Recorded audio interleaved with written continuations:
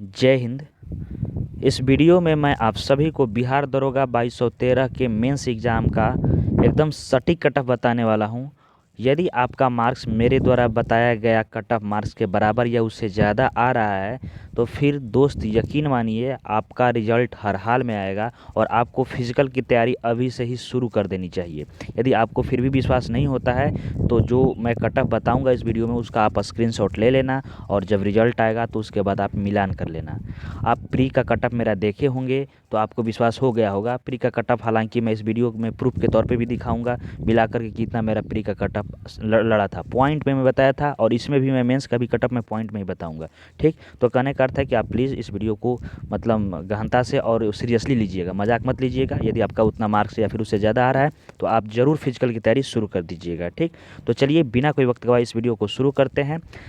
Video शुरू करने से पहले आपसे रिक्वेस्ट है कि अभी तक आपने चैनल को सब्सक्राइब नहीं किया है तो प्लीज़ चैनल को सब्सक्राइब कर दीजिए और एक लाइक भी ज़रूर कर दीजिए। लाइक करने से मुझे आगे वीडियो बनाने में बहुत ही ज़्यादा मोटिवेशन मिलता है। तो चलिए सबसे पहले कुछ फैक्ट्स है उस पर हम लोग चर्चा कर लेते हैं कि मेंस का जो कट ऑफ है उस पर किस किस चीज़ों का प्रभाव पड़ेगा। तो सबसे पहले आपको जानना चाहिए कि जो पेपर लीक हो जाता है बिहार में, जो पेपर लीक हो जाता है बिहार में, इस बार पेपर लीक का आपको जो खबर है वो किसी भी इलेक्ट्रॉनिक मीडिया से बाहर नहीं आई है। ठीक ना, यानी पेपर लीक नहीं हुआ है। इस मामले में यदि अब बात किया जाए तो बीपीएसएससी आयोग द्वारा बहुत ही फेयर ढंग से इस एग्ज़ाम को कंडक्ट कराया गया है। तो यहाँ पे आपका कट ऑफ पर इसका भी प्रभाव पड़ेगा। पिछले बार सुनने में आया था सेंटर मैनेज का या फिर कुछ ऐसा सुनने में आया था पेपर लीक का भी। ठीक, दूसरी चीज़ कि पिछला बार मैथ और रीजनिंग का लगभग आपका 24 से 25 प्रश्न मेंस में था। ठीक ना, और इस बार आपको 17 से 18 क्वेश्चन मैथ और रीजनिंग का है। तो मैथ और रीजनिंग आपको मालूम है कि मैथ रीजनिंग बहुत ही इजी पूछता है, मेंस में कुछ खास नहीं पूछता है और बिहार के लड़के तो मैथ रीजनिंग एकदम रगड़ देते हैं। और मैथ रीजनिंग कम पूछा है उसके जगह पे आपको जीके पूछा है। तो जीके पूछा है तो वहाँ आपका मार्जिन कर जाएगा। तो कट ऑफ पिछले साल से कम रहने की संभावना इस बार इस पे भी प्रभाव पड़ता है। ठीक ना, यानी कम मैथ और रीजनिंग का कम रहने से। उसके बाद कैंडिडेट्स क्या होते हैं कि जब एग्ज़ाम हॉल से निकलते हैं आप इस बात को अपने ऊपर लीजिएगा और आप खुद इस बात को समझ जाएंगे कि जब एग्ज़ाम से कैंडिडेट्स निकलते हैं तो उनको लगता है कि वो 90 प्लस सही करके आए हैं। ठीक ना, जब वो अपने घर या फिर रूम पे आते हैं तो उनको लगता है यार मैं तो 80 टू 85 ही करके आया हूँ, फिर भी खुश रहते हैं।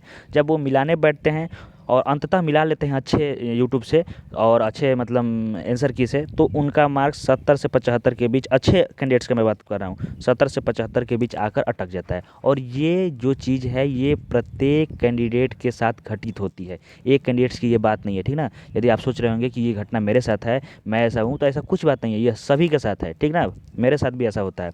इसलिए इस बात को लेकर आपको टेंशन नहीं होना है। और बहुत सारे कैंडिडेट्स का ये डाउट आ रहा था कि सर मैं मिलाया था तो 90 आया था शुरू में, उसके बाद धीरे धीरे आया, आपके आंसर की के अनुसार मिलाया तो अब 75 आ रहा है, 76 आ रहा है। ऐसे कुछ बहुत सारे कैंडिडेट्स के द्वारा बताया गया है। तो ये जो घटना है ये सबके साथ होता है। ठीक, और क्या प्रभाव पड़ सकता है आपका कट ऑफ पे, तो देखिए जो 2 से 4 क्वेश्चन हैं जो कि आयोग के ऊपर डिपेंड है कि उसका आंसर वो क्या मानता है। ठीक ना, आयोग के ऊपर, जैसे कि एक क्वेश्चन था वो गेहूं वाला जया वाला, उसके बाद 1813 और 1833 का एक्ट वाला एक क्वेश्चन है और एक रिएक्शन वाला क्लोरीन वाला था। ये जो क्वेश्चन है 2-3 क्वेश्चन ये टोटली डिपेंडेड है आपको आयोग के आंसर पर। कोई कुछ और बता रहा है, कोई कुछ और बता रहा है, गूगल कुछ और बता रहा है, या किसी भी यदि आप बुक से सर्च करोगे तो कुछ और बता रहा है। यानी अलग अलग डिफरेंट आंसर है उसका। ठीक ना, बाकी आयोग का आंसर क्या है वो तो आयोग ही जानती है। तो इसलिए 2-3 क्वेश्चन का मार्जिन आपको देखने को मिलेगा और यही आपको कट ऑफ पर भी इफेक्ट डालेगा। ठीक, तो जो छोटी छोटी बातें हैं मैं आपको इस वीडियो के माध्यम से समझाने का कोशिश किया हूं।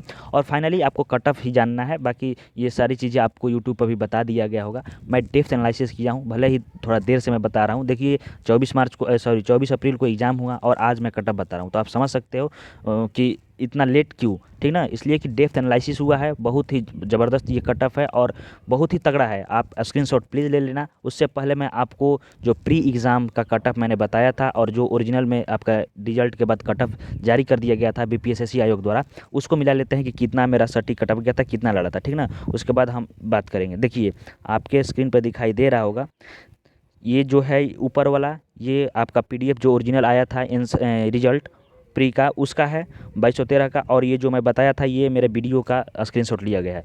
यदि आपको यकीन नहीं हो रहा होगा तो जाकर प्लेलिस्ट में ढूंढ लीजिएगा, या फिर मैं इस वीडियो के डिस्क्रिप्शन में ही उसका लिंक दे दूंगा, ठीक है ना।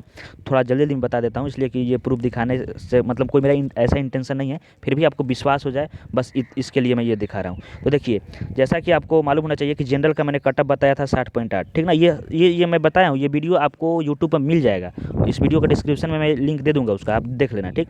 और मैं 60.8 बताया हूँ, और जबकि जनरल का कटअप कितना गया है 61.5। तो आप जान सकते हैं कि 60.8 में और 61.5 में कितना का अंतर है, मात्र 0.7 नंबर का अंतर है। कितना का है, 0.7 का अंतर है, ठीक। और वही बात की जाए ईडब्ल्यूएस का, तो मेरे द्वारा ईडब्ल्यूएस का 55.6 बताया गया है, और वही ईडब्ल्यूएस का कितना गया है 57.1, तो 1 पॉइंट समथिंग का अंतर यहाँ आया है। और बीसी का देखिए, बीसी का मैंने 58.2 बताया था, और बीसी का कटअप 58.2 ही गया है, तो ये कहलाता है 100% सटीक कटअप। और वही ईबीसी का बात किया जाए तो 56 मैंने बताया था, और एबीसी का 56.6 गया है, तो ये भी कहलाता है 100% कटअप। उसके बाद एसी का मैंने 49.2 बताया था, और एसी का आप देख लीजिए 50.5 गया है, यानी मान कर चल सकते हैं कि आपका एक पॉइंट समथिंग यानी 1.3 के करीब बड़ा इंक्रीज किया है। और एसटी का मैंने 55.5 बताया था, और एसटी का आपका कटअप 55.4 गया है। तो आप देख सकते हैं ना, 0.1 नंबर का यह फ़र्क है।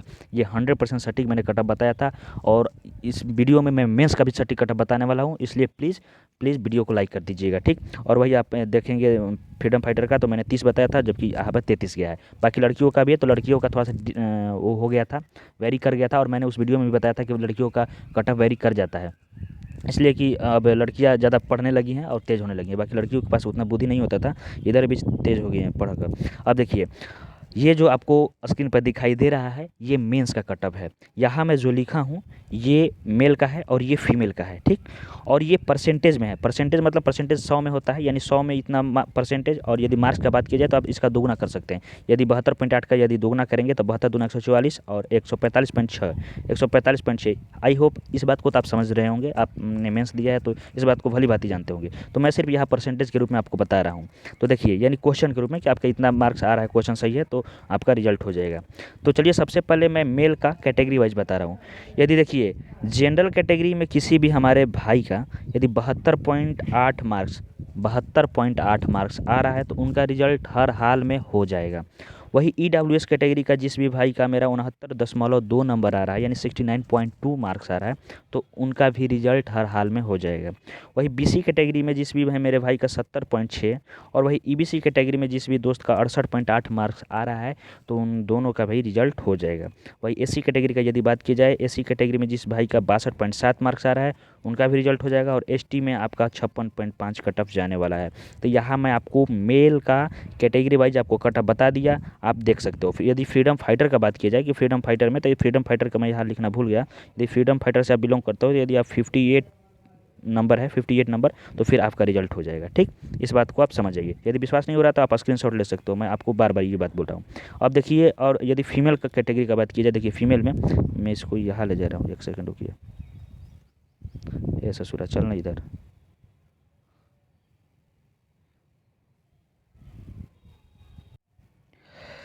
वीडियो पॉज करना पड़ा उसको ले जाने के लिए, ठीक ना। देखिए, यदि जनरल कैटेगरी में फीमेल कोई भी यदि 60.5 मार्क्स उनका आ रहा है तो उनका रिजल्ट हो जाएगा। और वही यदि ईडब्ल्यूएस कैटेगरी से जिस भी हमारी सिस्टर का 53.4 नंबर आ रहा है, उनका रिजल्ट हर हाल में हो जाएगा। वही बीसी कैटेगरी में यदि 56.9 जिस भी लड़की का आ रहा है, उसका रिजल्ट हो जाएगा। और यदि ईबीसी कैटेगरी का बात किया जाए तो 50.7 कटअप जाने वाला है। और वही एससी कैटेगरी का बात किया जाए तो ये 44.2।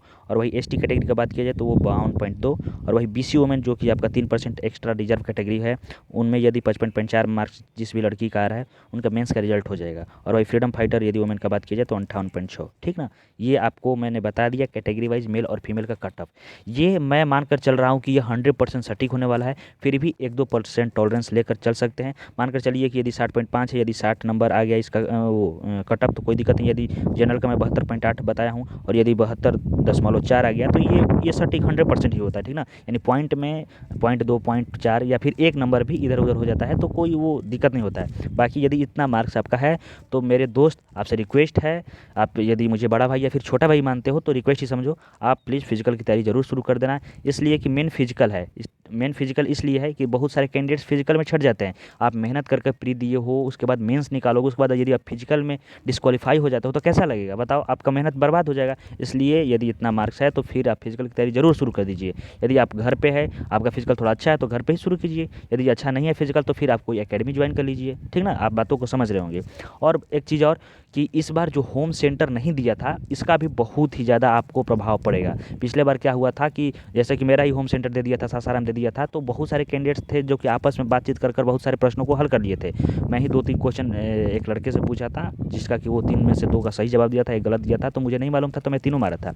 और जबकि मैंने किसी को भी, मैं भी बहुत लड़कों को बताया था। तो ऐसा बात नहीं है, जिसका कि प्रभाव आपको कट ऑफ पर डायरेक्ट पड़ता है, पड़ेगा ही। यदि आपको कोई क्वेश्चन नहीं आ रहा है और कोई आपको बता देगा तो आपका मार्क्स इंक्रीज होगा, वैसे ही सभी लड़कों का इंक्रीज होगा जो पूछेगा। और इस बार क्या हुआ है कि इस बार जो होम सेंटर नहीं दिया है जिसके कारण से आपको कट ऑफ पे प्रभाव पड़ेगा और बहुत ही अच्छे तरीके से फेयर ढंग से आपको एग्ज़ाम भी बीपीएसएससी द्वारा कंडक्ट कराई गई है, ठीक। तो आई होप इस बात को समझ रहे होंगे। यदि आपको स्क्रीनशॉट लेना है तो आप स्क्रीनशॉट ले सकते हो। ये जो मैं कट ऑफ बताया हूँ एकदम सटीक कट ऑफ है। तो बस यही बताना था। यदि वीडियो अच्छा लगा हो तो वीडियो को लाइक कर दीजिएगा। यदि आपके मन में और कोई भी डाउट है तो प्लीज़ कमेंट कर दीजिएगा, उसका मैं रिप्लाई के माध्यम से जवाब दे दूंगा। और अभी तक आपने चैनल को सब्सक्राइब नहीं किया है तो चैनल को सब्सक्राइब कर दीजिए और अपने दोस्तों में और जितने भी बिहार दरोगा के रिलेटेड ग्रुप है आपके उसमें इस वीडियो को प्लीज़ शेयर कर दीजिए, आपसे रिक्वेस्ट है। तो मिलते हैं नेक्स्ट वीडियो में, तब तक के लिए जय हिंद।